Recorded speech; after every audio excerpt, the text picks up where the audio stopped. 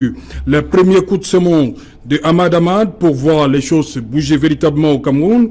Pourquoi cet excès de confiance de Paul Biya en ses collaborateurs au point de ne point visiter un seul chantier de la Coupe d'Afrique des Nations? Pourquoi CAN 2019, elle ne se tiendra plus le jour dit. Madame, Monsieur, c'est le fait du jour.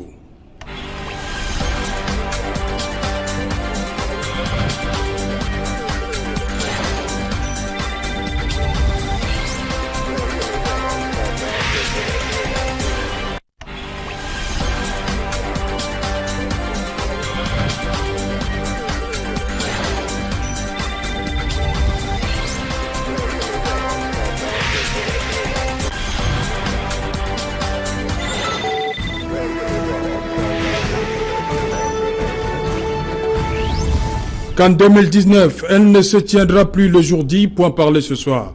Madame, Monsieur, je suis avec Maître Georges Teguem. Bonsoir. Bonsoir Serge Alain. Bonsoir à tous les téléspectateurs d'Equinox Télévision, toujours aussi nombreux.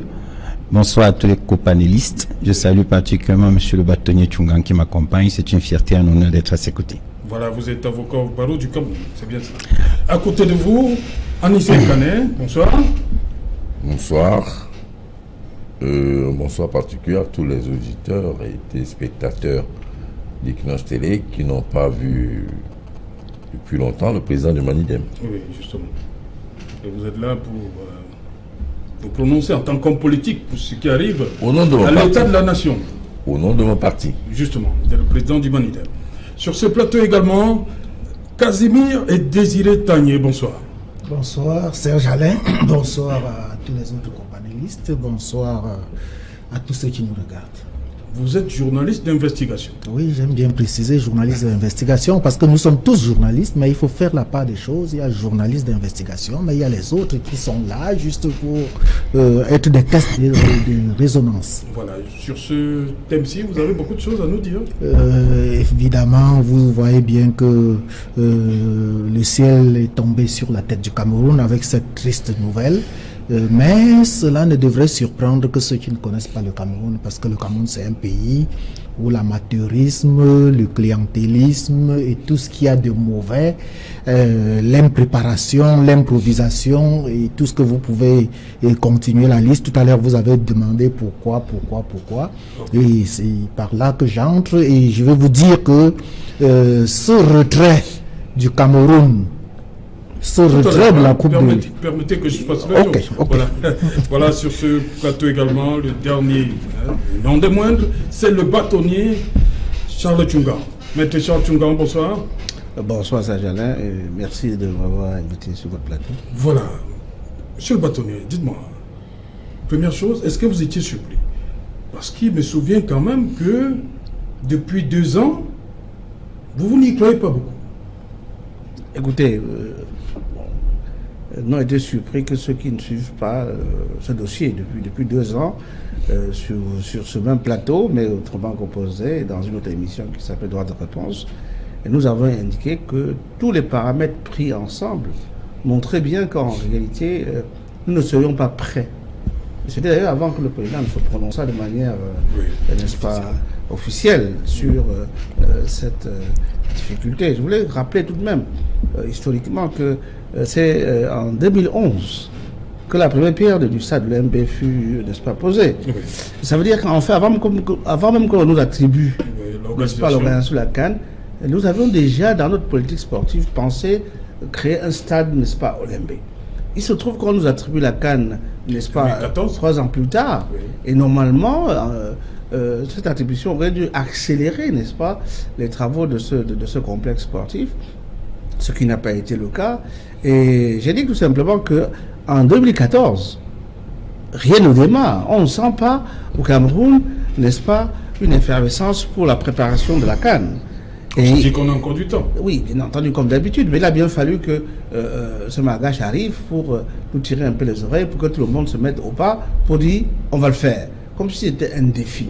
Le fait d'avoir accepté de recevoir la CAN à 16 impliquait déjà que le Cameroun se mit en marche pour préparer cette CAN à 16. J'indique tout simplement que si en 2017 les instruments d'une CAN à 16 avaient été prêts, n'est-ce pas, nous aurons pu effectivement en 2 ans compléter par peut-être un stade ou 2 stades nouveaux que nous serions arrivés. Il se trouve que tout s'est fait en même temps.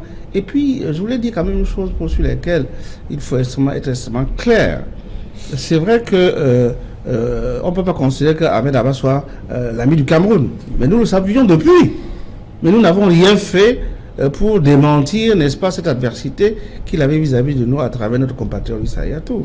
J'indique également que le fait qu'on n'ait pas démarré les chantiers à temps, ce n'est pas dû au fait que nous ne pouvions pas démarrer les chantiers à temps. C'est le fait que personne ne voulait passer par les appels d'offres.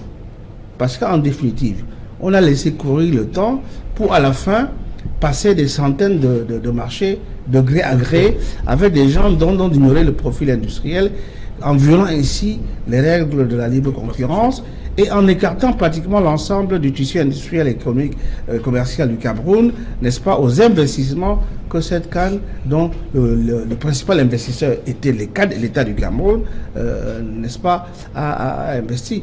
Donc en fait, la question aujourd'hui n'est pas de savoir si nous devons rester à pleurnicher et à chercher le coupable. Qu'est-ce que nous faisons à partir d'aujourd'hui pour demain? C'est le grand questionnement. Mais il ne faut pas qu'on aille chercher la paille dans l'heure du voisin alors que la poutre est dans nos propres yeux. Ok. Président Kane, dites-moi, vous êtes d'accord aussi que c'est parce que les choses ont traîné que nous en sommes là aujourd'hui? Vous savez, nous avons donné plusieurs bâtons à la CAF de nous taper dessus.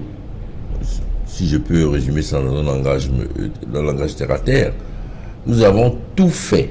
Je dis le gouvernement camerounais, bien sûr. Je n'en suis pas responsable. Le gouvernement camerounais et tous les démembrements pour la COCAN ont tout fait pour qu'on arrive au résultat d'aujourd'hui. Malgré les promesses, malgré les engagements, on a tout fait. Charles le rappelait tout à l'heure que de 2014 à 2018, ça fait 4 ans. Légèrement, les stades qu'on débute sont finis largement 4 ans après, avec surtout des stades préfabriqués, comme on le dit. Je crois que la CAF, c'est pas de bon gré qu'elles auraient pu attribuer, et on le savait. La preuve, à plusieurs reprises, des campagnes plus ou moins insidieuses ont été menées pour que le Cameroun n'ait pas cette CAF. Mais raison de plus pour que nous nous organisions à faire démentir tout ce qui se dit et se dira sur l'incapacité des Camerounais à faire les choses sérieusement. Tout à l'heure, notre ami disait que le Cameroun, c'est où... Bon, on est quand même sextuple vainqueur de la Coupe d'Afrique, plusieurs fois à la Coupe du Monde. On a quand même des grands joueurs comme Eto'o, Mbappé Lépé et Roger Mila. Mais c'est justement dans ce domaine qu'on a la plus grosse humiliation qu'on a eue dans ce pays. C'est un peu ce paradoxe qui nous gêne, qui gêne les Camerounais. Mais, et moi, dans la lancée de Charles, je dirais que à quelque chose de bien, malheur est bon. Peut-être que tant qu'on n'avait pas eu une telle humiliation, on n'aurait pas mesuré, on ne mesurait pas jusqu'où ce petit jeu de dernière minute, de bricolage, de replâtrage, on va y arriver, quoi qu'il arrive, impossible n'est pas camerounais, aurait continué jusqu'à présent. On va voir tout à l'heure certainement les conséquences de cela et ce qu'il faudrait faire pour éviter une autre humiliation de ce type. Justement, parlant d'humiliation, c'est votre avis aussi, ce qui s'est passé le 30 novembre, c'est une humiliation pour le Cameroun? Une décision du comité exécutif, une décision qui tombe comme un coup près, c'est regrettable. Mais voyez-vous, nous ne devons rien faire pour jeter l'huile au feu. C'est une décision, nous devons respecter, ce sont des règles. C'est la République, c'est le respect des règles, le respect des qualifications, le respect des décisions. Maintenant, cette décision est-elle bienvenue? Évidemment non, parce que nous sommes un peu surpris. Mais ce comité exécutif aussi... surpris par... Enfin, moi personnellement... Le comité dit des choses qui ne tiennent pas. Les travaux, vous pouviez organiser la CAN même en février? Pour ma part... Ou bien même en mars? Pour ma part... Le Cameroun peut organiser en mars? Pour ma part, le Gabon a organisé une Coupe d'Afrique. Je ne sais pas si au Gabon il y avait 5 stades. En termes infrastructurels, nous au Cameroun, nous recevons les malades. Le Gabon a organisé une Coupe d'Afrique il y a 1 an. Oui, 2017. Tout seul. Tout seul. C'était pas avec la Guinée. Je ne sais pas s'ils avaient le nombre de stades que nous avions au Cameroun en 2014. Ça, c'est ce que je vais commencer par indiquer. La seconde chose que je vais indiquer, c'est que lorsqu'on parle du déficit infrastructurel au Cameroun, on parle du déficit hospitalier. Au Cameroun, il y a les chefs d'État étrangers qui sont morts dans nos hôpitaux. Ça veut dire qu'ils venaient chercher la santé chez nous. Donc chez nous, on a des hôpitaux et des centres de santé qui sont hautement qualifiés. Me dit qu'on nous a retiré la CAN parce que nous sommes des incapables, c'est une décision. Je ne veux pas la commenter parce que je vous ai déjà dit, je respecte les décisions, je respecte les qualifications. C'est ça la République, les règles, la souveraineté, la laïcité. Je respecte. Voilà ce que je vais dire pour commencer. Ok, Casimir, vous respectez la décision de la CAF, vous aussi? On n'a pas de choix. On est obligé de respecter. Parce qu'il y en a un qui crie au complot. Hein. Quel que soit ce que vous pouvez dire, le bâtonnier Charles Tsungam a commencé à planter le décor tout à l'heure. Oui. Rappelons-nous que si la CAN 2019 nous avait été attribuée, c'est parce que Issa Hayatou était le président de la CAF à cette époque-là. Et c'était pratiquement un cadeau qu'il voulait offrir à son pays. Et quand il quitte, c'est le malgache qui le remplace. Et c'est ce malgache qu'il doit décider de si le Cameroun doit organiser ou pas. Mais figurez-vous, Maître Tsungam l'a dit, c'est depuis 2014 que la CAN a été attribuée au Cameroun.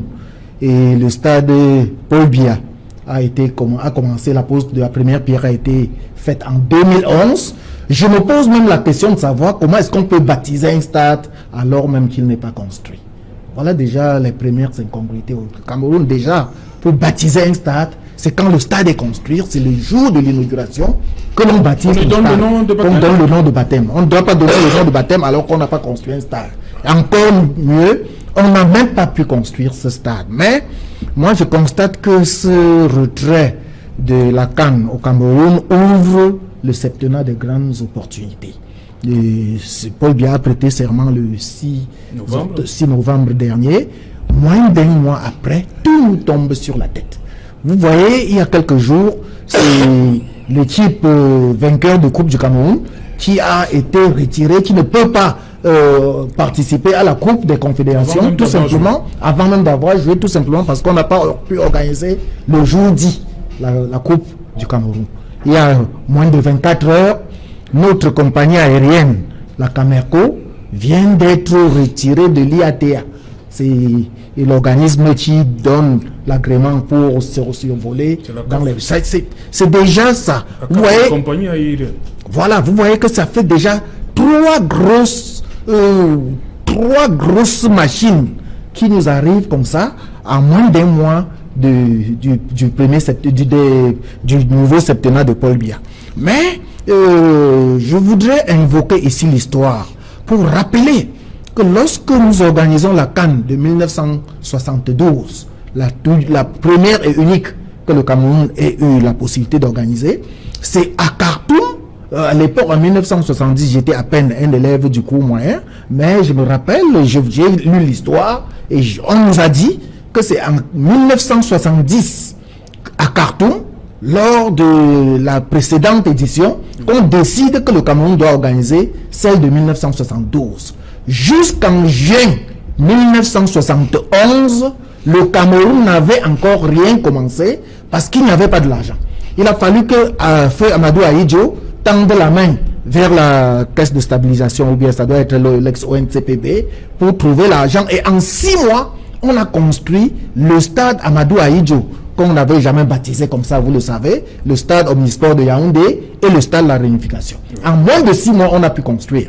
Voilà que nous avons passé 4 ans on n'a pas pu construire un seul stade. Maître Tegen disait tout à l'heure que le Cameroun a des infrastructures de santé, de ceci, de cela. Mais je veux aussi lui poser la question de savoir si le Cameroun, si vous pouvez circuler sur 1 kilomètre de route à partir de Ndokoti pour aller au stade de Japoma, qui est en train d'être construit. J'ai dit 1 kilomètre seulement de Ndokoti à Yassa. Est-ce que vous le pouvez? Donc, vous n'avez peut-être pas eu la chance de visiter la ville de Bafoussam, qui est pratiquement ma région d'origine.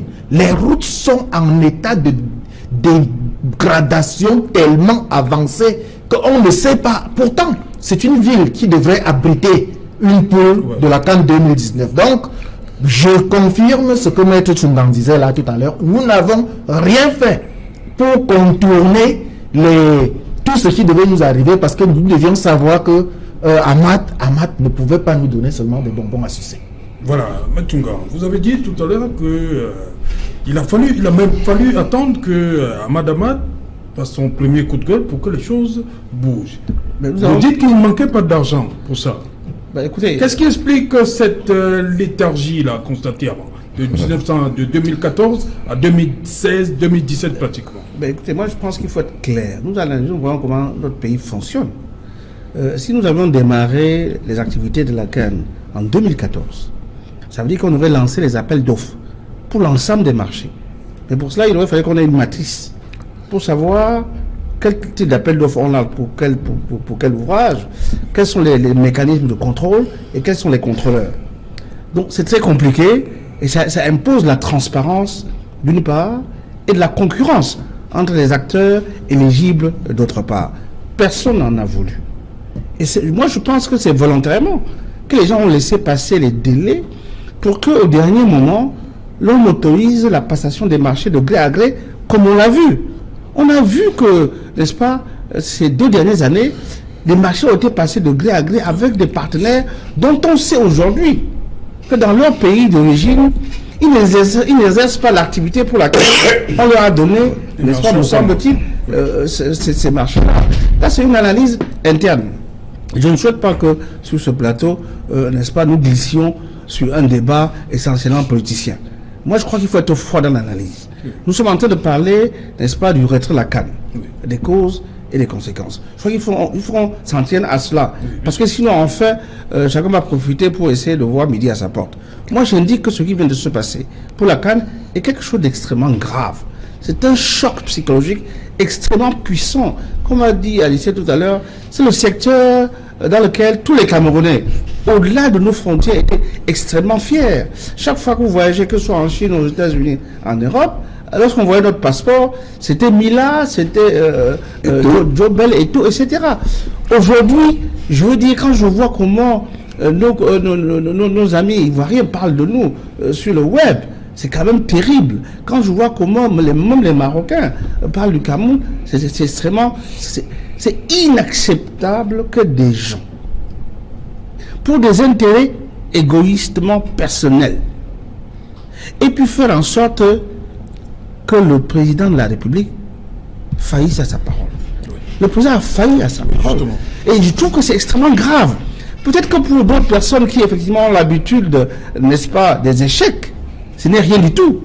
Mais quand un chef d'État, qui plus est, qui vient d'être élu, quand on l'amène, parce que ce sont les gens qui l'amènent à se trouver dans cette situation inconfortable où on a le sentiment qu'un monsieur qui s'appelle Ahmed Aman peut venir au Cameroun, le bluffer parce qu'il a été reçu officiellement dans notre palais. Il y a moins d'un mois. Dans notre palais républicain, il a été reçu dans notre palais républicain et je pense que ce monsieur était normal. Quand vous êtes reçu dans un palais, dans un État, ou bien vous dites au président de la République, je pense que vous ne pouvez pas recevoir, alors prenez des mesures pour différer, n'est-ce pas, votre candidature. Mais quand il vient, il vous dit, au perron, n'est-ce pas, de sortir du palais, que de toute façon, la CAN n'a pas de plan B, c'est le Cameroun. Et puis, quelques mois plus tard, et nous voici dans la grosse... Est-ce qu'il est le seul à décider, madame? Et dans la grosse humiliation. Ce que je voulais dire... Oui, non, nous sommes d'accord. Oui. Je ne suis pas de ceux qui parlent au complot. Oui. Je ne crie pas au complot. Je dis simplement que nous avons laissé entrer chez nous notre plus grand ennemi qui a lu nos faiblesses et a misé sur ces faiblesses-là pour nous écraser. Parce qu'en fait, depuis 2 ans, tous les 2-3 mois, Ahmed, ils sont quelques petites phrases pour indiquer. Ils croient que le Cameroun n'aime pas peur organiser la quand même à 4. On a vu le bouclier nationaliste camerounais d'habitude se lever pour dire de qui parle-t-il? De quoi parle-t-il? Nous, on sera prêts. Quelques mois après, il vous dit, ils ne pensent pas qu'ils seront prêts. Et on est reparti. Quelques mois, il vous dit, ils ne seront pas capables d'avoir une fédération de football. C'était la dernière. Tout fait qui sont vrais, exacts dans le temps et dans l'espace. C'est exact qu'aujourd'hui, depuis 4 ans, le Cameroun n'arrive pas à mettre en place une fédération de football. Je viens de lire en entrant dans votre studio qu'il y a querelle dans les régions pour les représentants qui vont aller voter, n'est-ce pas, le mois prochain pour, n'est-ce pas, le président de la CAP. Donc, quand vous lisez ce type de poste, vous vous interrogez. Est-ce que cet événement extrêmement grave qui vient nous tomber dessus n'appelle pas un peu de réserve sur le futur? Je note que notre gouvernement a pris une posture de réserve. Voyez-vous, le gouvernement camerounais n'a pas dit, nous a pas dit, on va au TAS. Monsieur Ahmad Eton, je ne sais pas quoi. Le gouvernement camerounais a dit, ok, nous considérons que c'est une injustice. Voilà, nous allons construire les stages prévus pour démontrer que nous pouvions y arriver si on nous avait permis peut-être de le faire au mois de mars. Sauf que nous avons accepté sans rechigner le cahier des charges qui faisait passer notre engagement de 16 à 20 équipes à 24 équipes sans aucune réserve. Nous aurons pu à ce moment-là faire de réserve pour que spécialement l'on nous permis de livrer les infrastructures au mois de mars. Parce que je pense que si nous avions eu la possibilité de livrer les infrastructures au mois de mars sans les avoir construits totalement, en tout cas sur les finitions, nous aurions pu livrer des stades et des hôtels et quelques routes capables de recevoir cette canne-là. Donc, je pense qu'aujourd'hui, le questionnement n'est pas de savoir pourquoi on est tombé et où on est tombé. Nous devons poser la question, pourquoi nous sommes tombés et vérifier comment on fait pour que ça ne se reproduise plus jamais dans aucun autre secteur. Parce que lorsque vous voyez, parce que la CAN nous a permis de voir le Cameroun en grand, puisqu'il y avait des contraintes de stade, il y avait des contraintes des infrastructures, il y avait des contraintes de route, il y avait des contraintes, n'est-ce pas, de communication, n'est-ce pas, par voie aérienne. Il y avait des contraintes liées à la rediffusion des matchs. On s'interroge au niveau de la diffusion des matchs. Est-ce que les grues télescopiques dont la fonction est de, n'est-ce pas, de filmer les alentours, n'est-ce pas, de 16 mètres étaient prêts? Donc la question est toujours là. Moi j'entends crier au hold-up. C'est vrai que c'est de saison que de parler de hold-up. Mais qui a fait un hold-up à qui et sur quoi? Il y a 15 membres au comité exécutif, n'est-ce pas, de la CAF. Je crois que c'est quand même une... Ils étaient unanimes. Hein? Alors, moi, j'aurais bien voulu qu'on me dise qu'il y a une réserve de tel ou tel membre ou tel pays. Mais quand on nous dit que c'est à l'unanimité que ce comité exécutif a pris la décision, c'est au moins que sur les rapports, n'est-ce pas, des commissions qui sont venues faire l'expertise chez nous, les conclusions n'étaient pas extrêmement favorables au Cameroun. Je crois qu'il ne faut pas ajouter à l'humiliation, n'est-ce pas, l'esbrouf. Il faut que nous arrêtions là et que nous passions à autre chose. Le Cameroun est un pays suffisamment grand et fort pour surmonter, n'est-ce pas, cette crise morale et psychologique qui aujourd'hui a peut-être endeuillé, n'est-ce pas, certaines familles dans ce pays. Ah oui, on se comprend. Président Ekané, revenons sur la parole du président de la République. Il a dit en août 2017, le Cameroun sera prêt le jour dit, j'en prends l'engagement. Et aujourd'hui, on a comme l'impression que c'est un engagement non par le président de la République vis-à-vis de ses compatriotes. Alors, ce qui est terrible, c'est que Paul-Biya n'a pas fait le tour des infrastructures. Oui, j'y arrivais. Voilà, donc, cela suppose que son engagement tient des rapports que lui ont transmis ses collaborateurs. Oui. Je voudrais faire quand même... Pourquoi je disais l'excès de confiance en ces... Oui, on va y arriver. Il faut faire un distinguo. La défaite, c'est celle du gouvernement de ce qu'on a dans notre communiqué, du gouvernement et ses alliés locaux dans le monde du football qui ont privilégié leur profit personnel et clanique. C'est leur défaite, c'est pas la nôtre des Camerounais. L'humiliation, on la reçoit comme un coup de massue. C'est à cause de leur défaite que nous sommes humiliés. Il faut faire le distinguo. Première chose. Deuxième chose, la vraie défaite, on va y arriver, ce serait que les Camerounais ne se ressaisissent pas. Parce qu'on peut tomber, c'est encore mieux quand on tombe de se relever. Oui. C'est pour ça que c'est important. Je voulais dire que cette polémique autour de comment peut-on rouler le chef d'État à ce niveau, c'est typiquement camerounais. Parce que dans tous les autres pays du monde, le responsable politique, c'est le chef de l'État. Cela veut dire qu'il endosse, qu'il le veuille ou non, les bêtises, c'est le vrai mot, les mensonges de ses collaborateurs. Sans cela que, peut-être, à quelque chose, malheur est bon, on a bien touché dans cette affaire le fond du dilemme dans notre pays. À savoir que le responsable politique, c'est Paul Biya, mais il faut que, grâce à une histoire, je dis bien grâce à une histoire comme celle de la CAN qu'ils ont retirée, qu'on coupe justement cette polémique, qu'on en finisse avec ce signe indien qui est que non, il n'est pas au courant, etc. Moi, je pense que c'est important. Je voudrais dire à propos de Ahmad ne vote pas tout seul. Donc, c'était même suspect de venir nous raconter des histoires ici. Et comme on l'a su maintenant, l'ensemble du comité exécutif a voté à l'unanimité. Ouais. Ça voulait dire que Ahmad savait bien ce qui se passait, toujours à cause des collaborateurs chefs de l'État, qui l'ont amené à étudier. Parce que je suppose que c'est pas Biya qui a appelé Ahmad pour l'inviter. En pleine campagne électorale. En plus, en pleine campagne électorale. Ça faisait partie de l'esbrouf de la campagne électorale. Ils ont amené un monsieur qui avait peut-être un intérêt. On ne sait jamais quand on rentre à étudier. On n'en sort peut-être pas comment on y est rentré. Venir raconter les histoires au chef d'État, alors qu'il savait que la majorité de ses collaborateurs allaient voter contre le Cameroun. Donc, en tout état de cause, même si Ahmad a dit ce que lui pensait, que la CAF n'a pas le plan B, il savait manifestement que c'était cuit pour le Cameroun. Ok.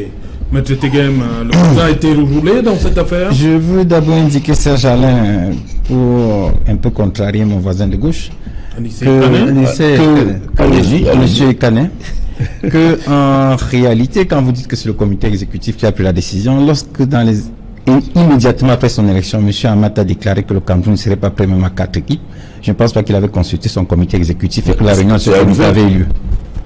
Vous dites qu'il savait, au moment où il venait au Cameroun, que son comité avait pris une décision. Je vous dis qu'après son élection, il avait déjà indiqué que le Cameroun ne serait pas prêt.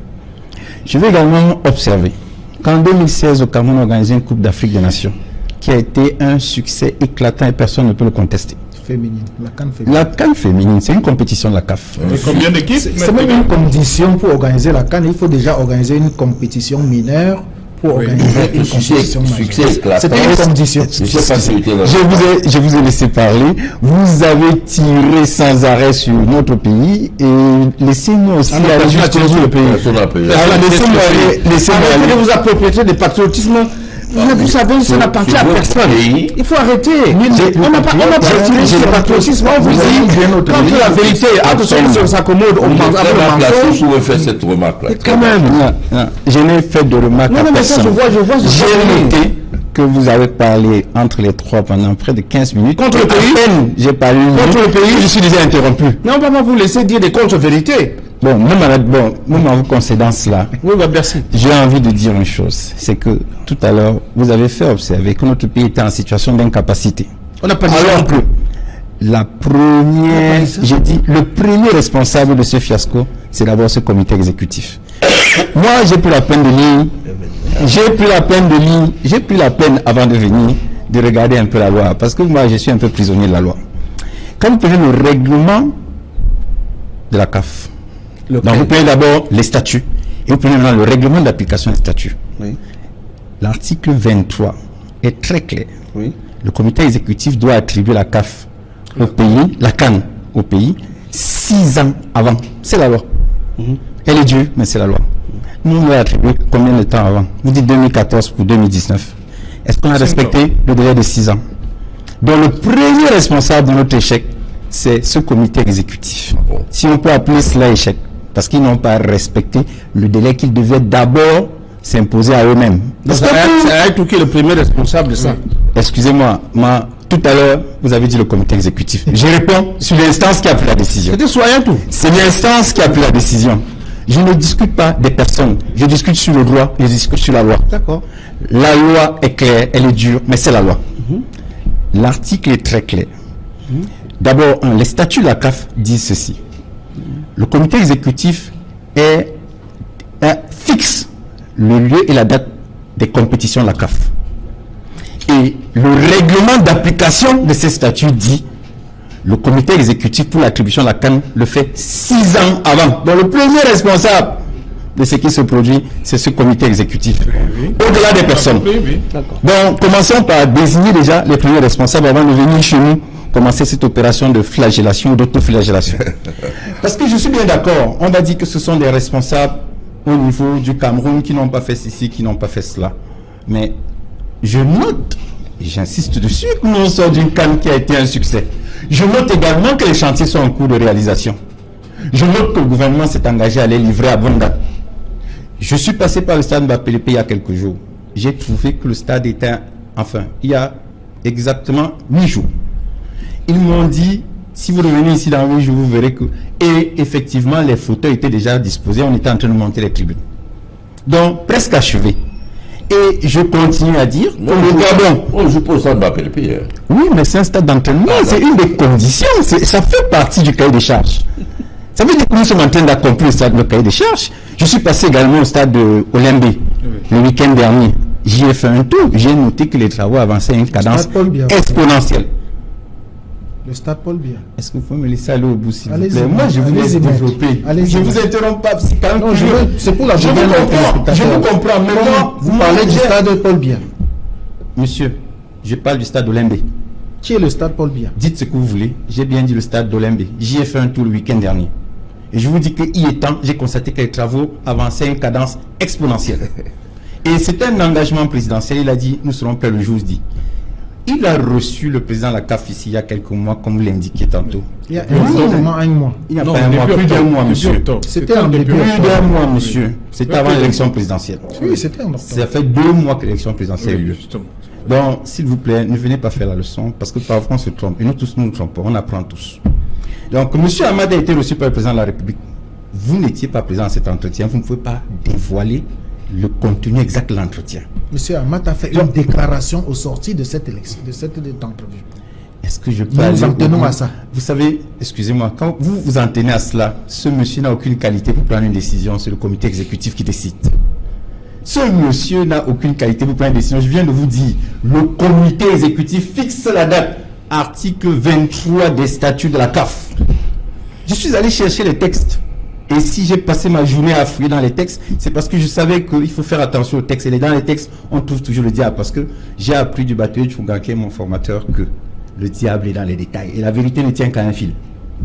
Il faut toujours prendre la peine de regarder ce que dit la loi. Parce que la loi que vous voyez, elle est parfois très amère lorsque vous voulez l'avaler. Donc, le premier responsable de notre échec, donc, si vous voulez, qu'on appelle ça échec, c'est ce comité exécutif qui nous a pas donné le délai de 6 ans. Deuxième responsable, moi je pense, c'est Boko Haram. Parce qu'il faut le dire, cette crise de Boko Haram a embarqué une économie qu'on ne peut pas estimer. Le Cameroun a passé pratiquement 3 ans à investir. Et il vous souvient que le chef de l'État avait dit qu'il déclarait la guerre au Boko Haram. Une guerre ne se finance pas à coût de centaines de millions. Une guerre se finance à coût de milliards.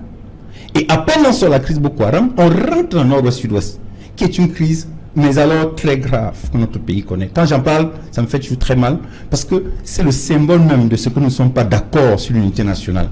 Et c'est le symbole même de ce que nous ne sommes pas d'accord sur ce qui devait être le minimum consensuel, c'est-à-dire l'État du Cameroun. Et vous ne pouvez pas imaginer en termes de centaines de milliards de francs combien cette crise coûte au gouvernement de la République.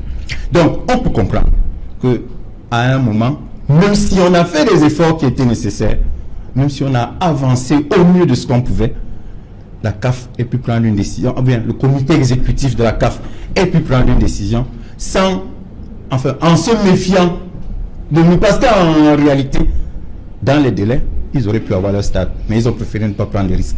Okay. C'est ce que je veux dire. Pour le reste, je ne veux pas jeter l'huile sur le feu, je ne veux pas aggraver la crise, parce que je préfère la responsabilité. Oui, il y a beaucoup de réactions là maintenant. Non, moi, je voulais dire deux mots.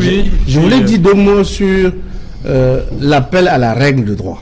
Parce qu'il s'agit de cela, on peut se cacher derrière la règle de droit. Ce que vous avez évoqué comme source de difficulté, ce sont les règlements de la CAF, les règlements généraux de la CAF. Sauf que vous avez oublié qu'il y a les règlements spéciaux de la CAF. Vous savez très bien que lorsque le président Ahmad a été élu, il a été élu sur un programme. Et c'est dans ce programme qu'il indique que s'il est élu, la prochaine CAN sera organisée à 24. Effectivement, pour modifier les conditions d'attribution préalable de la CAN au Cameroun, il convoque un symposium. Je ne sais pas si vous avez suivi. Oui, il a convoqué un symposium, une sorte d'état généraux du football africain, au cours de laquelle il a été décidé que la CAN Cameroun Total 2019 passerait de 16 à 24. Je voulais rappeler qu'à ce symposium assistait le président de la FECAFOOT d'alors, M. Tobiaroko. Et vous vous souvenez qu'il avait été interviewé à la CRTV. Il a pris cela comme un challenge. C'était presque une fête de faire ce challenge en disant que le Cameroun, qui est le plus grand pays de football, va recevoir la première Coupe d'Afrique des Nations à 24. Et j'indique qu'il n'y a eu aucune réserve du Cameroun. J'indique également qu'après ce symposium, un cahier des charges nous a été donné. Et le cahier des charges est le document contractuel qui lie le Cameroun à la CAF. Qu'est-ce que ça dit? Il est consensuel. Ça voulait dire que il est contractuel. Oui.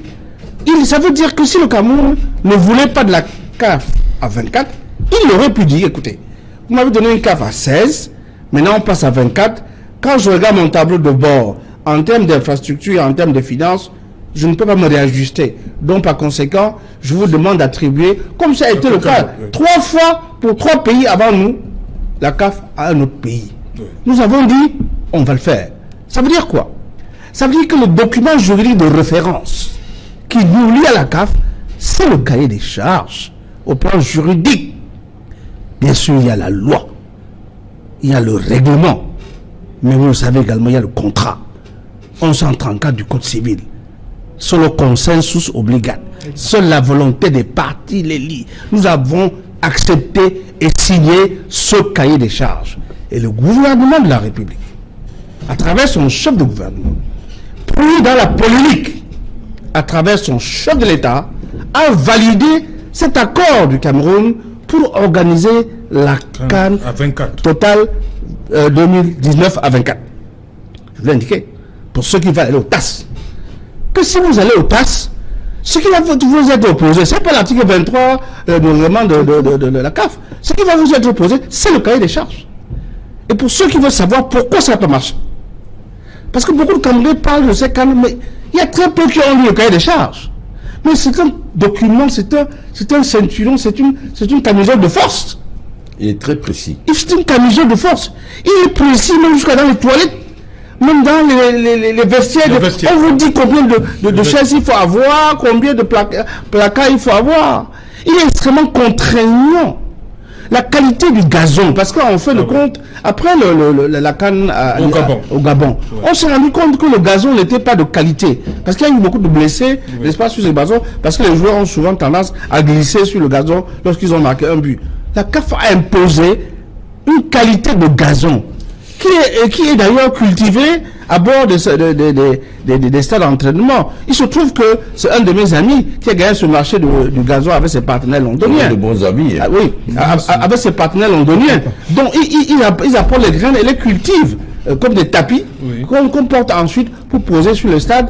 Mais pour que ça tienne, et Ben l'a dit hier dans une émission, quand on pose le gazon, pour que le gazon tienne, il faut au moins 6 à 8 mois pour pouvoir recevoir une compétition.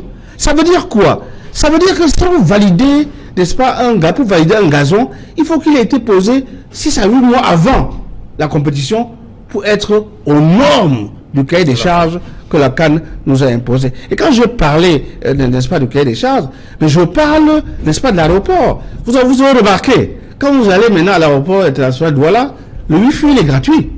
Pour ceux qui n'ont pas remarqué, avant on n'avait pas ça. Ça fait partie des conditionnalités prévues dans le cahier des charges. C'est pas pour faire plaisir, c'est parce que nous aurons au Cameroun des journalistes qui devaient venir de partout dans le monde et ils devaient avoir des conditions de travail pour respecter les informations et les images à bonne heure. Donc ce que je veux dire, nous ne parlons pas contre le pays. Ce que nous disons, ce que le président a pris comme engagement, nous engage. Ça nous engage contractuellement parce que nous sommes tous Camerounais. Nous lui avons donné mandat de nous engager. Et par conséquent, nous disons que ceux à qui il a confié la responsabilité de faire respecter sa parole là, ils doivent nous rendre compte. Nous devons faire un audit sur 3 choses. Nous devons faire une audit sur les projets, c'est-à-dire sur les ouvrages. Nous devons faire une audit sur les personnes. Et nous devons faire une audit sur les finances avant de continuer. Parce qu'on a comme l'impression, en réalité, que les travaux par marché continuent sans contrôle. Je vais prendre un seul exemple. Vous avez dit que vous avez fait les visites. Moi, je suis plus, j'allais dire, modeste. Voyez-vous, lors de la dernière visite à Olembe, le technicien italien qu'on a interviewé a indiqué, il y avait un mois entre les 2 visites, dernière visite, il a indiqué qu'ils ont déjà installé 6000 sièges. C'est un élément qu'on trouve sur YouTube. 6000 sièges avec un écart d'un mois d'installation. 6000 sièges. 6000 sièges dans un stade qui attend 60 000 sièges. Moi, je voulais être simplement quelqu'un qui analyse les choses de manière prudente. Bon, 6 000 sièges. Ça veut dire quoi? Ça veut dire que s'ils ont pu en un mois installer 6 000 sièges, les 54 000 sièges auraient été installés en combien de mois? Il nous aurait fallu 10 mois supplémentaires pour les installer. Sauf si on avait eu la capacité d'importer des techniciens de qualité pour installer ces sièges. On a calculé pour l'installation d'un siège, parce que ça vient dans les cartons. Dans les cartons, on ouvre le carton, et dans le carton, le siège est dans le plastique. Et dans le grand plastique, il y a des sous-plastiques où il y a les écrous. Vous devez enlever du carton, enlever le siège, enlever les écrous, fixer les premiers écrous dans le béton, refixer les sièges. C'est 45 minutes par siège en moyenne. Vous imaginez 54 000 sièges. Multipliez par le nombre d'ouvriers que nous avons là-bas, parce qu'ils n'ont pas recruté plus d'ouvriers qui en avaient au moment de du passage de la mission. Ce que je veux dire, moi j'ai parlé des sièges, mais nous pourrions parler également de l'accès au stade de Japoma. Il ne s'agit pas de parler comme notre pays. Il s'agit de dire que dans ce pays, nous avons des ressources humaines. Et le ministre des Finances a mis à disposition des ressources financières, puisque le dernier appel... l'emprunt obligataire. Le dernier emprunt obligataire. Si vous en lisez les conditions, parce que moi je lis les documents contractuels, cahier des charges, emprunt obligataire, on nous a indiqué dans l'emprunt obligataire, dans l'exposé des motifs, que 126 milliards, il est pour combler le gap, n'est-ce pas, des infrastructures pour la CAN. Donc ne nous faites pas passer pour des gens qui n'aiment pas le Cameroun. J'indique tout simplement qu'il va falloir qu'on nous indique où est passé tout cet argent. Il faut qu'on nous indique où est passé tout cet argent. Nous avons dans ce pays des architectes, des ingénieurs, nous avons du sable, nous avons, je crois, 6 cimenteries. D'où vient-il qu'on aille faire fabriquer des préfabriqués en Italie, en Turquie, pour venir faire des stages chez nous? On se rend compte aujourd'hui que cette précipitation, malheureusement, n'a pas atteint ses objectifs. Si nous avions gardé la CAN, effectivement, on aurait eu du mal à avoir ce débat aujourd'hui, parce que dans l'euphorie de la CAN, on aurait oublié toutes les souffrances et toutes ces dettes qui sont venues, n'est-ce pas, augmenter la dette publique camerounaise pour les générations à venir.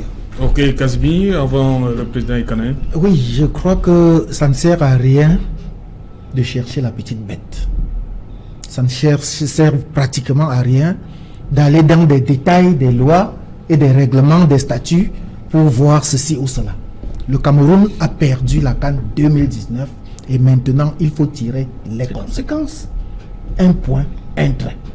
Le Cameroun n'est pas le premier pays au monde ou en Afrique où on retire la compétition en moins de 6 mois. pratiquement les 3 dernières CAN ont été retirées à leur destinataire de départ pour être attribués ailleurs. Et ces personnes, ces pays-là, se sont battus pour nous présenter une CAN pas de moindre facture. À l'entame de l'émission, je vous ai dit, la CAN de 1972 avait été attribuée au Cameroun en 1970 et en moins de 6 mois, nous avons pu réaliser. Maintenant, ce qu'il faut de se poser la question, c'est de savoir, on a englouti près de 1000 milliards dans l'organisation de cette CAN. Le budget 2019 qui vient d'être voté à l'Assemblée nationale il y a quelques jours incluait le budget de l'organisation de la CAN. Qu'est-ce qu'on va faire de cela maintenant? Faudrait-il organiser une session extraordinaire? Il y a un député qui a demandé une session extraordinaire. Je crois même qu'il y a même un député qui a demandé un contrôle parlementaire, une commission d'enquête pour voir clair là-dedans. Le malheur du Cameroun vient du fait que on ne met jamais les spécialistes d'une matière ou bien d'un domaine donné dans ce domaine-là. Vous allez voir que quand on parle de football en Argentine, on est obligé de faire avec Maradona. Au Brésil, on va toujours appeler Pelé. Même en France, on ne peut pas faire le football sans appeler Platini. Mais au Cameroun, dès qu'on parle football, vous allez voir le Bidoumpact qui ne connaît absolument rien du football. Vous allez voir de tous les ministres. J'ai lu ce matin. C'est pour éviter les mises en cause personnelles. Oui, c'est pour ça que je suis sur le plateau. Je suis d'accord. Je ne peux pas accepter. Non, moi je ne peux pas accepter. Sur un plateau, on remet en cause. Écoutez, s'il vous plaît. Vraiment, si nous voulons que cette émission poursuive, il faut éviter les mises en cause personnelles. Oui, la douleur est déjà générale pour qu'on y ajoute des mises en cause personnelles. Je crois qu'il y a quelqu'un qui a nommé M. Bidoumpact. Je ne pense pas qu'il est globalement mal travaillé. J'ai dit simplement qu'on a encore vu la finale du Cameroun l'autre jour. Ce qu'il nous a présenté n'était pas aussi mauvais que ça. Mais je dis que ce n'est pas ici le lieu de juger de ce qu'il a fait ou ce qu'il n'a pas fait. Expliquons les choses objectivement. On n'est pas obligé de mettre en cause les gens personnellement. J'en arrivais, maître. J'en arrivais. Je viens de dire justement que j'ai vu les noms de ministres affichés tout le long des tableaux qui ont paru ce matin. Je crois que commencer justement à aller sur ce tableau, sur ce terrain-là, serait faire comme si il y a des coupables et des non coupables. Et heureusement, il y a quand même un tableau qui a dit que tous nous sommes coupables. Tous les Camerounais, à tous les niveaux. Non, moi je suis pas coupable. Tous les responsables qui ont géré, je parle de ceux qui ont géré. Mais si vous avez géré un domaine de la CAN, soyez sûr que vous êtes coupable. Tous ceux qui ont géré un domaine dans ce camp-là sont coupables de quelque part. Je pense que mon ami, il attend toujours d'être payé de ses légumes. Il y a des gens, ce n'est que votre ami, il ne s'agit pas de vous mettre. Il y a des gens qui disent que nous devons aller au TAS. Pour faire quoi? Pour faire quoi au TAS? Et puis, pour reprendre ce que Maître Tegem disait là tout à l'heure, il y a des détails. Lorsque vous lisez le communiqué de la CAF qui retire la compétition au Cameroun, c'est bien précisé que c'est sans appel. C'est exactement la même chose comme les élections qui se sont passées au Cameroun, où on vous dit que la Cour constitutionnelle rend un verdict et que ça n'a pas de... son verdict est sans recours. Et j'entends que les gens sont allés en Addis Abeba. Je sais que quand je vais dire cela, on va dire que je suis Tontina ou Sardina ou quelque chose comme ça. Mais je dis, ça n'a pas de sens. Et commençons à lire les textes qui nous lient, les textes pour lesquels nous avons signé des conventions, pour savoir qu'est-ce qu'il faut faire et qu'est-ce qu'il ne faut pas faire. Voilà, je dois faire 2 remarques.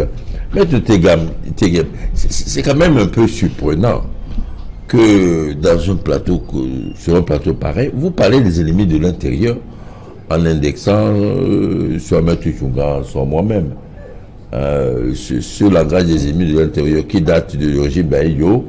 Je pense qu'il faut le dépasser.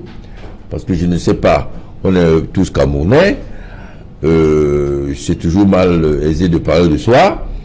Les faits d'armes sur la défense de ce pays, tout le monde sait où ils sont. La deuxième chose, c'est que c'est une catastrophe, ça, on ne peut pas dire autre chose.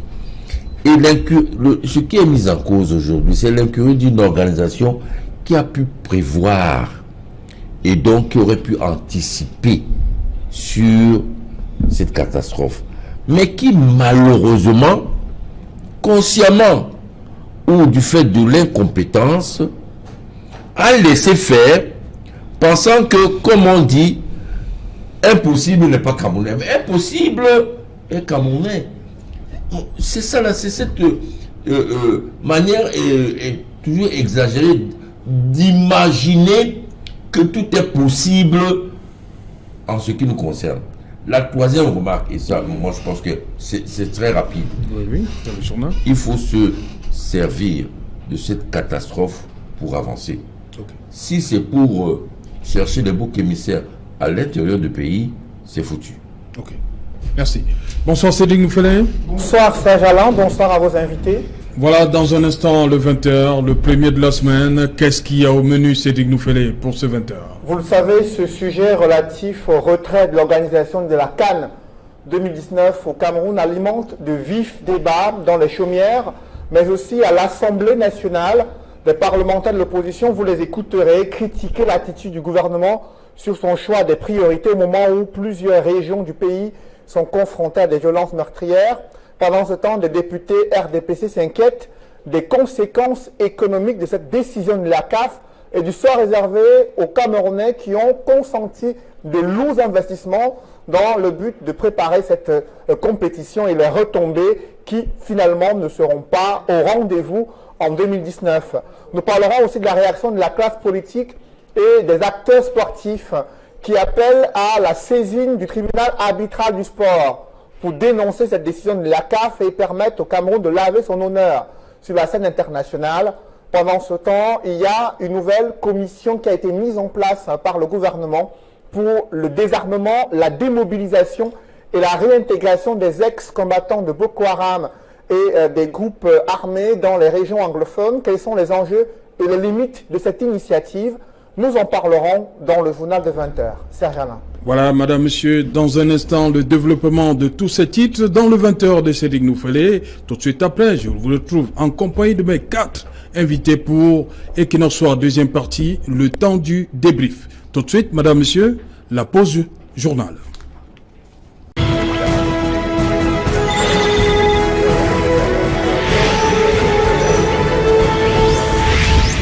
Voilà, retour sur le plateau Equinox Soir, deuxième partie, c'est le temps du débrief, toujours en compagnie de Maître Tegem, Anissé Ekane, Casimir Désiré Tagné et le bâtonnier Charles Tchungan. Je commence avec vous, une fois de plus. Monsieur le bâtonnier, dites-moi, ce comité de désarmement, de démobilisation, de réintégration des ex-combattants de Boko Haram ainsi que des groupes armés du nord-ouest et du sud-ouest, quelle chance?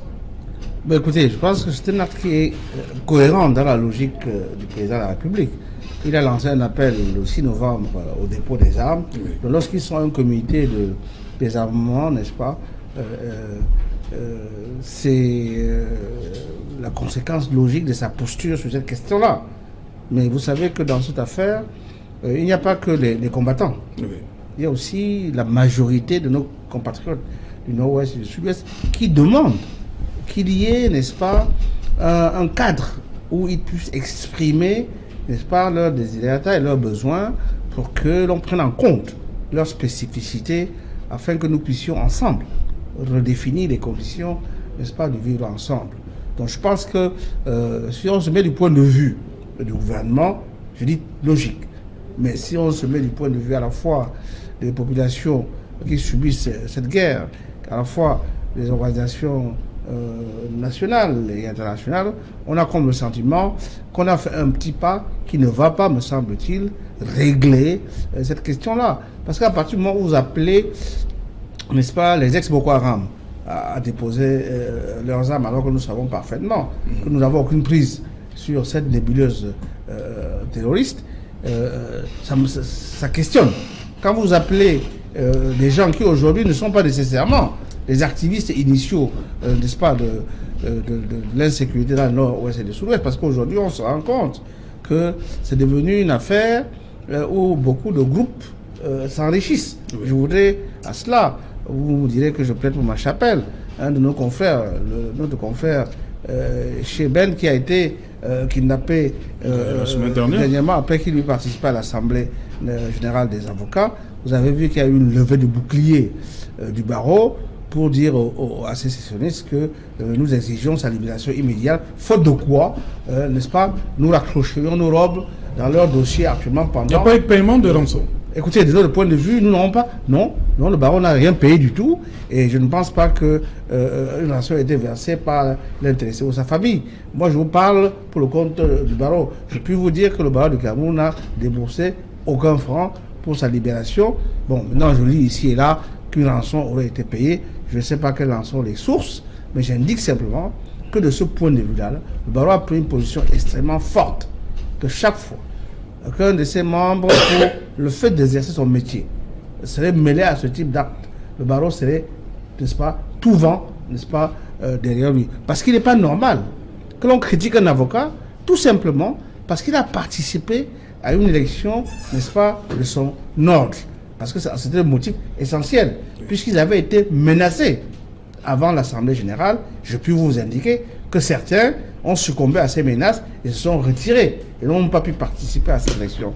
J'ai dit tout simplement donc que ce comité ne me semble pas, de ce point de vue-là, être dans le vent de l'histoire. Et ce d'autant plus que, lorsqu'on voit la composition du comité, nous on a bien vu que nos compatriotes... Piloté par le Premier ministre. Voilà, nos compatriotes du Nord-Ouest et du Sud-Ouest ont marqué une sorte de réserve appuyée, notamment lors des dernières élections sénatoriales et présidentielles, vis-à-vis des élites, n'est-ce pas, de cette zone, que l'on confie la gestion de ce comité à une élite future du Premier ministre de la République, n'est-ce pas, ça questionne, n'est-ce pas, de la pertinence de ceux qui ont proposé ce mécanisme de sortie de crise au président de la République.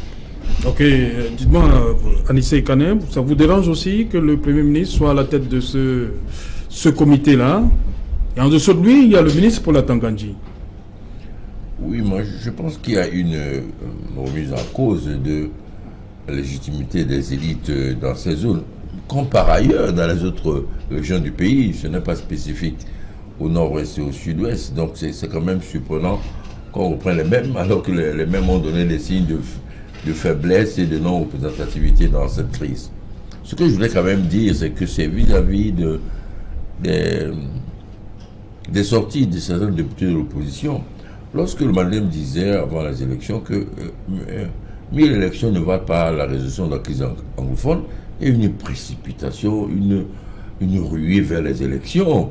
Et on a fait un petit tour, on est revenu au point de départ.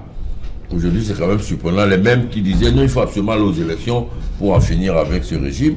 Aujourd'hui, ils disent que bon, il ne faut pas faire l'essentiel et le fondamental. Ce qui est important, c'est résoudre la crise anglophone. Nous, on le dit depuis 2 ans que les élections ne valent pas la résolution politique et durable de la crise anglophone. S'ils sont revenus à cette considération, tant mieux. Mais on ne peut pas faire une chose et se rencontrer quelques mois plus tard. Par rapport au CDDR, le comité des engagements, Oui. Démobilisation, et de réintégration, c'est une bonne chose, mais qui ne peut être que la conséquence du désarmement, du dépôt des armes, du cessez-le-feu. Bon, c'est vrai qu'il y a quelques individus en tant que tels qui généralement sont dans des groupes, j'allais dire, pas très importants, qui se sont mis à disposition des autorités pour déposer les armes. Mais l'important de cessez-le-feu politique, parce qu'en réalité, la décision d'un cessez-le-feu doit d'abord être une décision politique. Pourquoi elle est importante? Charles l'a dit tout à l'heure, il y a les groupes sécessionnistes séparatistes qui ont pris des armes pour diviser le pays. À la suite de cela, comme c'est le cas partout ailleurs, des groupes armés qui vivent donc de l'économie de la guerre ont pris des armes, enlèvement, trafic, etc. Pour faire le tri, je veux dire, pour faire le tri et faire en sorte que on sépare ce qui est politique de ce qui ne l'est pas, il faut une décision politique des groupes armés pour la sécession de déposer les armes. C'est important pour disqualifier tous les autres. Sans cela que depuis des mois, nous réclamons que les forces politiques s'engagent, comme celles qui sont très proches ou soutiennent tacite ou explicite des sécessionnistes, à demander aux groupes armés sécessionnistes qui ont une direction politique de déposer les armes, de prendre ces décisions. Il y a certains qui sont en prison à Koningui. Je crois que bon, on a quand même l'histoire de l'humanité. On a beau arrêter certains des gens palestiniens qui étaient dans les prisons israéliennes et qui ont eu des mots d'ordre, qui ont eu des effets immédiats dans les camps ou dans la zone palestinienne. Donc les responsables de la sécession qui sont en prison, ou ceux qui ne sont pas, qui sont dans la diaspora et ailleurs, doivent, pour séparer les groupes sécessionnistes armés des bandits et autres groupes mafieux, prendre une décision politique pour que les choses soient claires. Tant que ce ne sera pas le cas, n'importe quel groupe armé peut se déclarer aujourd'hui, avoir déposé les armes et aller prendre... Mais c'est toujours bien de déposer les armes, non? Oui, sauf que c'est dépôt des armes et réinsertion. C'est-à-dire qu'on risque de se retrouver dans le bir avec des éléments mafieux qui ont fait du racket, tous les enlèvements, etc. Voilà, justement, pour quelqu'un qui a déjà eu à manipuler les armes, est-ce qu'on devrait le laisser comme ça dans la société? Ah, vous savez, ce n'est pas aussi utile que on intègre dans l'armée des gens qui avaient un comportement complètement mafieux. Si c'était des gens qui racketaient les gens, etc. Mais ça ne fait pas partie de la déontologie militaire quand même, de leur intégrer dans l'armée. Par contre, si des gens s'étaient organisés comme des forces armées, là le problème de la réinsertion se pose. Il y a un autre problème, Charles l'a soulevé aussi, la réinsertion n'est pas uniquement pour les militaires. Oui, il y a la réinsertion sociale. Voilà, ce n'est pas seulement dans l'armée. Dans l'armée. Et ça ne peut aboutir que dans le cadre d'un dialogue qui doit être mis en place parallèlement avec la solution de désarmement militaire. Ok. Maître Tegem, on a placé la charrue avant les bœufs. Serge, il faut m'excuser, je vais faire un retour un peu sur la canne parce qu'on s'est séparés tout à l'heure. Non, on va y revenir. Non, il faut quand même que j'en dise un mot. S'il te plaît, excuse-moi. J'ai entendu des choses, il faut que j'y réponde. Maître, vous permettez, vous serez le premier à intervenir. On finit d'abord avec ce volet-ci, sur la canne. J'aurais voulu revenir. Bon, écoutez, pour moi, ce comité qui a été mis en place, je suis d'accord avec M. le bâtonnier Tchunga. Le chef de l'État est logique avec lui-même. Dans son discours du 6 novembre, il a dit, je leur lance un appel au dépôt des armes. Et il a créé le cadre pour favoriser ce dépôt des armes. Maintenant, dit qu'on a mis la charrue avant les bœufs, je ne pense pas, parce que on a beau dire que la crise ou bien la solution doit d'abord être politique, mais elle est politique du côté des gouvernants, mais on ne sait pas ceux qu'on a en face. On ne les connaît pas. Personne ne peut dire aujourd'hui qu'il connaît exactement qui sont les interlocuteurs de ces sécessionnistes. Ni le gouvernement, ni mais il y a des leaders qui sont à Kondengui. Ils sont combien? Et qu'est-ce qu'ils représentent encore? Moi, je ne sais pas. Peut-être que vous êtes capable de dire que ce sont ces leaders qui sont en Kondengui. Vous croyez que les leaders qui sont en Kondengui peuvent engager le dialogue qui aboutisse au dépôt des armes définitifs? Je ne suis pas certain. Personne ne connaît les interlocuteurs. Le président de la République a dit, je leur lance un appel au dépôt des armes. Pour lui, c'était une forme de dialogue. Il a mis en place une structure pour favoriser ce dépôt des armes. Maintenant qu'ils viennent, ils déposent les armes et il faut maintenant un travail derrière. Et je suis content qu'on ait placé à la tête le premier ministre chef du gouvernement et le ministre Atangadji, parce que quand même, c'est l'administration territoriale qui est en charge des questions des armes. C'est en tout cas, ce sont les préfets qui délivrent les autorisations de port d'armes. Ok. Et puis, Casimir Tayen, oui. Oui, je crois qu'il faudrait quand même que je dise un mot là-dessus. Oui, c'est pourquoi je vous passe la parole. Le DDR oui. n'est pas une invention camerounaise. Oui. Loin du tout. Nous avons vécu déjà... Ce n'est qu'une suite logique après qu'il y a eu des gens qui prennent les armes contre la République. Tout à fait. Dans tous les pays où il y a eu guerre civile, on aboutit toujours à une commission comme celle-là, oui. Mais il y a des conditionnalités pour en arriver là. Et c'est justement là où nous sommes des copistes, nous Camerounais, mais on copie souvent très mal. On ne mesure même pas la portée de ce que nous faisons. Parce que pour qu'on crée une commission DDR, il faut déjà qu'on puisse arriver à amortir la guerre. Or, je crois que pour le cas Boko Haram, les échauffourées sur le terrain se sont quelque peu estompées. On peut le dire, même s'il y a de temps en temps quelques vérités, quelques personnes qui sporadiques, comme vous le dites. Mais pour ce qui concerne les régions du sud-ouest et du nord-ouest, nous sommes encore en plein dans le fouet, nous sommes encore dans le vif du sujet, nous sommes encore en pleine sécession. Et on ne peut pas tout de go comme ça dire qu'on peut créer une commission croyant que du jour au lendemain... Non, aujourd'hui, c'était pas une journée villemante, hein. Je crois que ça participe. Moi, je crois qu'il ma deuxième inquiétude, c'est vient des personnes qu'on nomme à la tête de ces commissions. On prend toujours les mêmes et on recommence alors qu'on n'a pas vu les résultats qu'ils ont fait. On peut même se poser déjà la question de savoir qu'est-ce que la commission bilinguisme et multiculturalisme a apporté au Cameroun en dehors de leurs véhicules estimés à des centaines de millions de francs CFA. Je me demande toujours qu'est-ce que cette commission a apporté. Et puis, nous avons vu tout récemment un homme d'église ou bien des hommes d'église qui ont démontré leur bonne volonté à aller dialoguer avec tout le monde dans le cadre de ce qu'on a appelé la anglophone conference. Oui. Mais quand on crée une commission comme celle-là, on ne les voit nulle part, on ne pense pas à eux, on prend les personnes qui, plus est, sont ceux-là même qui ont mis le feu aux poudres. Parce que c'est quand ces personnes sont allées sur le terrain qu'ils n'ont pas pu maîtriser la crise et que cette crise a généré pour devenir ce qu'elle est aujourd'hui. Ok. Maître Teguev, sur la CAN. Oui, merci Serge Alain. Tout à l'heure, j'ai entendu les copanélistes, ils disaient beaucoup de choses. Ben, si je suis d'accord sur certains points sur lesquels, moi je pense qu'il faudrait remettre la balle au centre. D'abord, je dis encore une fois, c'est le comité exécutif qui est le premier responsable de cet échec. Pourquoi ?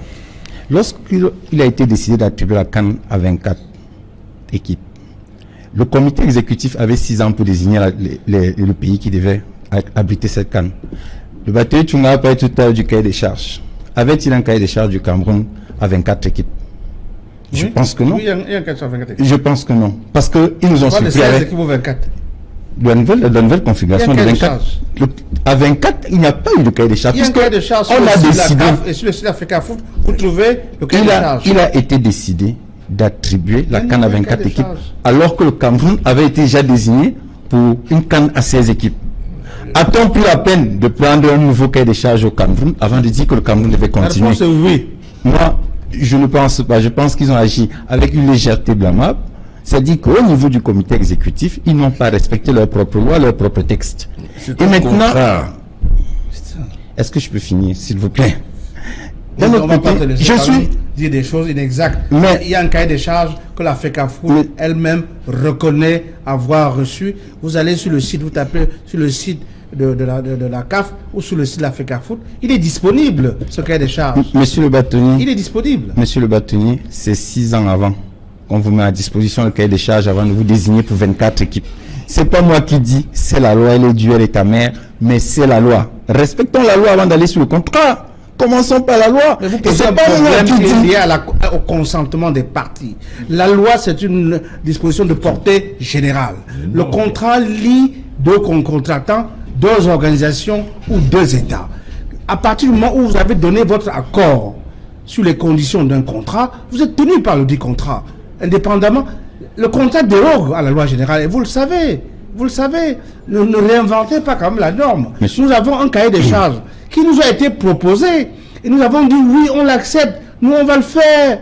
Malgré le fait qu'on n'ait pas eu le temps, ni les financements nécessaires, nous avons dit qu'on va le faire. Il y a des annonces officielles. Il y a des annonces qui ont confirmé la prise en compte du cahier des charges. Je suis désolé parce que c'est moi qui parle encore et je redis.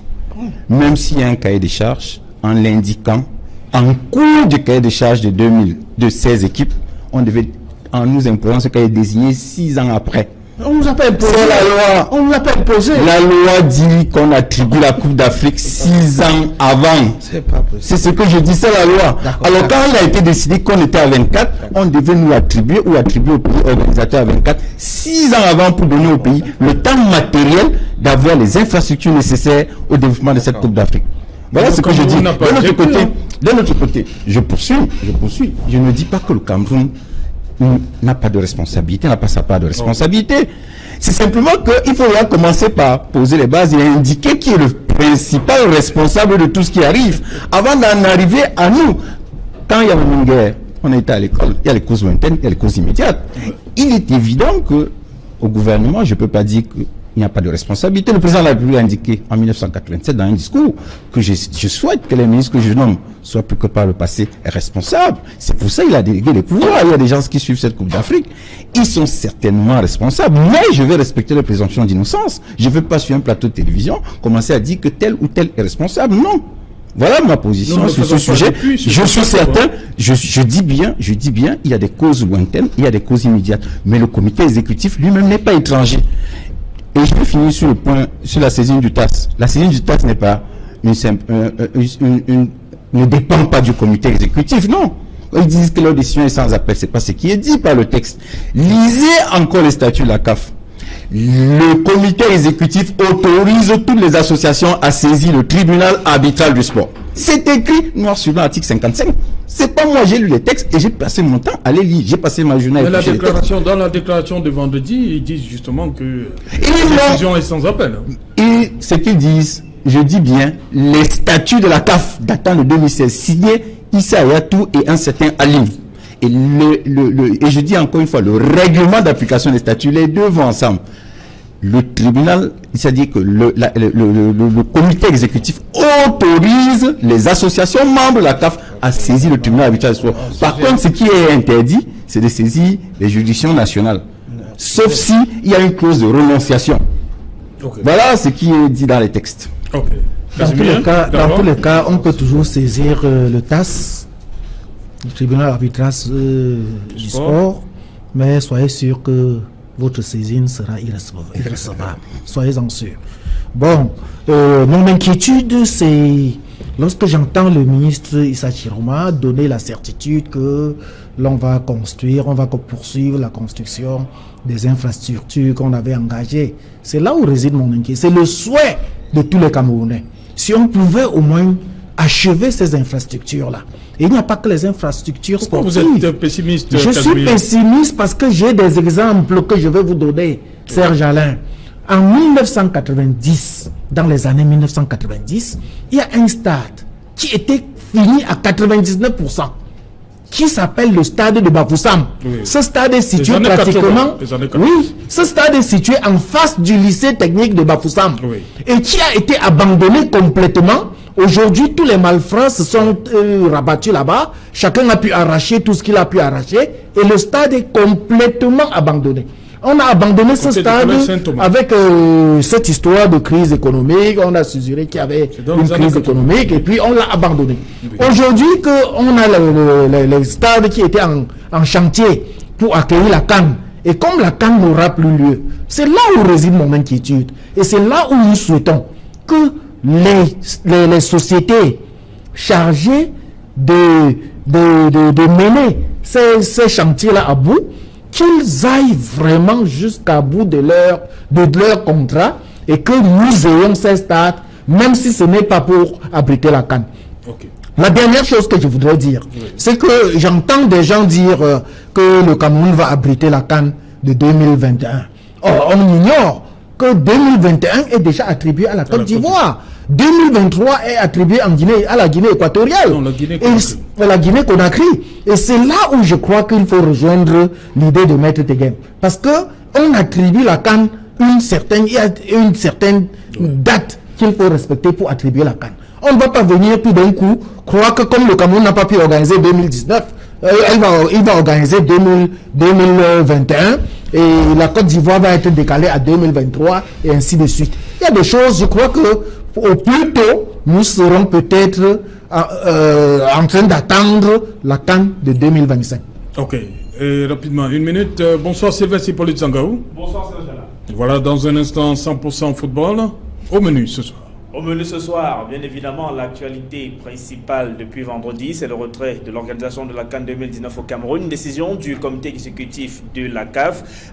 Quelques jours seulement, 3 jours seulement après cette décision, le gouvernement camerounais envoie un message fort. Il est loin d'avoir abdiqué. Tenez par exemple, cela dit, le gouverneur de la région de Littoral, président du comité des sites de Douala, a effectué une visite des différents chantiers consacrés à l'organisation de cette Coupe d'Afrique des Nations. Si le patron de la région Littoral, président du comité comité des sites n'a fait aucune déclaration. Le message du gouvernement est clair. Les chantiers tels que Issa Tiroma Bakary, le porte-parole, l'a annoncé samedi dernier lors d'une conférence de presse, les chantiers vont se poursuivre et vont aller jusqu'au bout. Le Cameroun ira-t-il au TAS? Il n'y a encore aucune déclaration officielle à ce sujet, mais les choses se préparent en coulisses et nous en parlerons donc ce soir sur le plateau de 100% Foot, tout comme nous reviendrons sur les motivations du comité exécutif de la CAF qui a donc décidé de retirer l'organisation de la phase finale de la CAN 2019 au Cameroun. Nous donnerons la parole aux Camerounais qui se sentent mal après cette décision du comité exécutif de la CAF. Nous donnerons la parole à nos experts qui seront en plateau avec nous. Vous écouterez la réaction également des politiques, la réaction sur la toile parce que ça se joue également là-dedans, dans les réseaux sociaux depuis que ces différents chantiers sont en cours, avec ceux qui dénoncent la lenteur que prennent les différents chantiers, ceux qui pensent que le Cameroun sera prêt le jour dit comme Paul Biya, le chef de l'État, l'avait annoncé. Nous parlerons bien aussi de la victoire des Ding Sport de la Ligue qui est la finale de la Coupe du Cameroun, parce que on ne parlera pas seulement de cette affaire triste que constitue le retrait de l'organisation de la CAN 2019 au Cameroun. Nous parlerons d'autres choses aussi bien heureuses, et également la victoire des Lions indomptables en Coupe d'Afrique des Nations 2019. La troisième place. Ils ont remporté la troisième place qui leur ouvre les portes de la Coupe du Monde l'année prochaine en France, Serge Alain. En France, merci. 100% football dans un instant avec Sylvestre Hippolyte Zangaou. Voilà, on va terminer avec vous. Il y a d'abord le président Ikane. Ensuite, on va clôturer le bateau. Parce que c'est suspect cette affaire que faut continuer les travaux. D'abord, les grands. On devrait arrêter? Non, c'est pas ce que je dis. Il faut faire le bilan. Il faut faire l'audit des infrastructures, ce qui a été fait, ce qui n'a pas été fait, les dépenses engagées, les responsabilités des uns des autres. Parce qu'aller trop vite en besogne, c'est comme s'il n'y a rien eu. Il n'y a pas eu de catastrophe. Non. Avant de reprendre les infrastructures, il faut faire les audits. Parce qu'en plus, les grandes infrastructures qui étaient prévues pour la CAN, elles étaient déjà prévues dans les plans d'urbanisation et des grandes réalisations en infrastructure. L'autoroute de la Yaoundé, la bretelle qui devait aller jusqu'au pont sur la Libamba était prévue bien avant la décision de la CAN il y aurait le stade à Yassa, etc. L'autoroute Simala-Yaoundé. Simala-Yaoundé qui est loin d'être prête. Le renforcement des plateaux techniques dans les hôpitaux, tout ça a été prévu en dehors de la prise en charge de la CAN. Je pense que on a en face de nous une catastrophe. On a une humiliation. Il y a une défaite de ceux qui se sont engagés à mener la CAN au Cameroun et à la faire. On ne peut pas recommencer, reprendre sans des audits précis. Okay. Et là, il faut démettre les responsables de la COCAN qui ont été le moins qu'on puisse dire, car on ne peut pas faire comme si ce qui arrive, ce que ça veut dire le maître Tegem, en perte et profit. En perte et profit, que c'est responsabilité de la CAF, du comité exécutif, oui. et envisager donc qu'on se serre les coudes entre nous, qu'on laisse ceux qui ont fait les gaffes continuer leur travail dans le pays. Merci. Bâtonnier Tchunga, pour clôturer l'émission.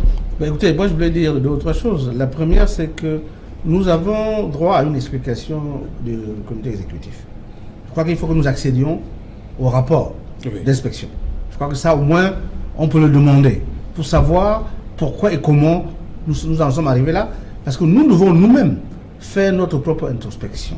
Donc, c'est-à-dire qu'il faut qu'on fasse le point. On est tombé, avant de se lever pour le courir, il faut qu'on évalue si le corps est encore en situation de courir. Pour voir s'il ne faut pas changer des équipes pour continuer. Deuxièmement, je ne suis pas inquiet sur les chantiers. Parce que les marchés ont été attribués. Oui. Ce sont des marchés de grand gré. Les marchés ont été attribués, ça veut dire que les financements ont été débloqués. Il s'agit aujourd'hui, effectivement, de mettre en place de nouvelles équipes de contrôle pour suivre l'exécution et la fin de ces travaux-là. Parce qu'il n'est pas possible de faire comme si, passé, il n'y a rien à voir.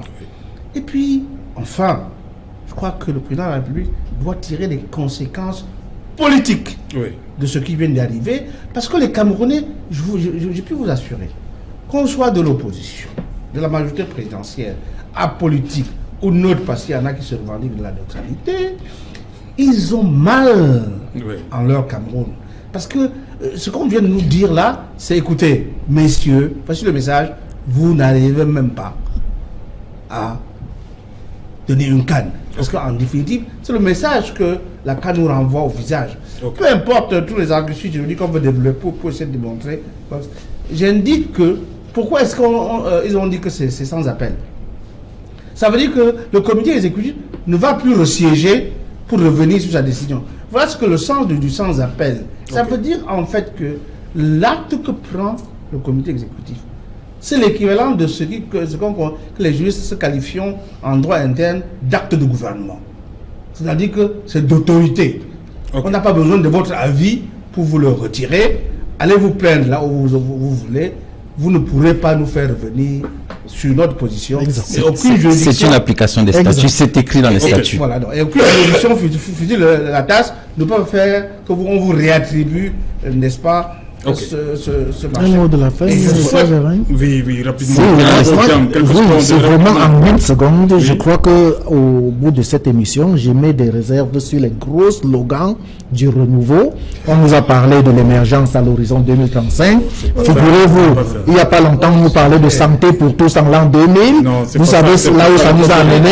Et aujourd'hui, voilà la canne où on a pour le prochain débat pour l'engagement. Et nous savons là où ça nous a amené. Merci, cher monsieur, d'être venu. Merci d'avoir répondu promptement à mon invitation. Madame, monsieur, c'est ici que prend fin ce numéro, le premier de la semaine d'Equinoxe ce soir. Rediffusion 23h GMT. Il sera minuit à Badrefam.